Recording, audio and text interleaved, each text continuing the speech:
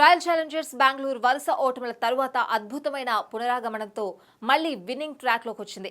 Chennai super kings పై batting, bowling, ఫీల్డింగ్లో super ప్రదర్శనతో ఐపీఎల్ 2024 ప్లే ఆఫ్స్లో చోటు దక్కించుకుంది. అయితే ఐపీఎల్ 2024 ప్రారంభం నుంచి RCB star player Virat Kohli టీ20 క్రికెట్ స్ట్రైక్ రేట్పై విమర్శలొస్తున్న సంగతి తెలిసిందే. ప్లే ఆఫ్స్లో బిగ్ ఫైట్కు సిద్ధమవుతున్న తరుణంలో స్టార్ బ్యాటర్ విరాట్ కోహ్లీ తన టీ20 స్ట్రైక్ రేట్ గురించి ఇటీవల విమర్శలపై ఘాటుగా స్పందించాడు. కింగ్ కోహ్లీ తన బ్యాటింగ్ గురించి విమర్శలు వచ్చినప్పుడు పెద్దగా స్పందించేవాడు కాదు, కానీ ఈసారి మాత్రం ఆ విమర్శలపై ఘాటుగా స్పందించాడు.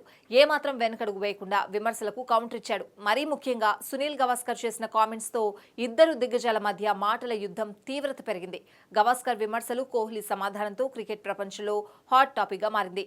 తనపై వస్తున్న విమర్శలపై ప్రత్యేకంగా స్పందించాల్సిన అవసరం లేదంటూ, తన ఆట గురించి తనకు తెలుసని ఎవరికీ వివరించి చెప్పాల్సిన అవసరం లేదంటూ ఘాటుగా స్పందించాడు కోహ్లీ.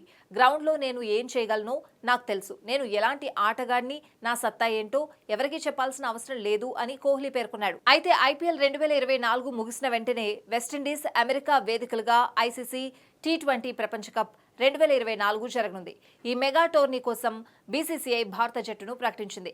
ఇందులో విరాట్ కోహ్లీకి కూడా చోటు దక్కింది. ప్రస్తుత ఐపీఎల్ సీజన్లో కింగ్ కోహ్లీ 14 ఇన్నింగ్స్లో 155.60 స్ట్రైక్ రేట్తో 708 పరుగులతో ఐపీఎల్ 2024 పరుగుల స్కోరింగ్ చార్ట్లో అగ్రస్థానంలో ఉన్నాడు.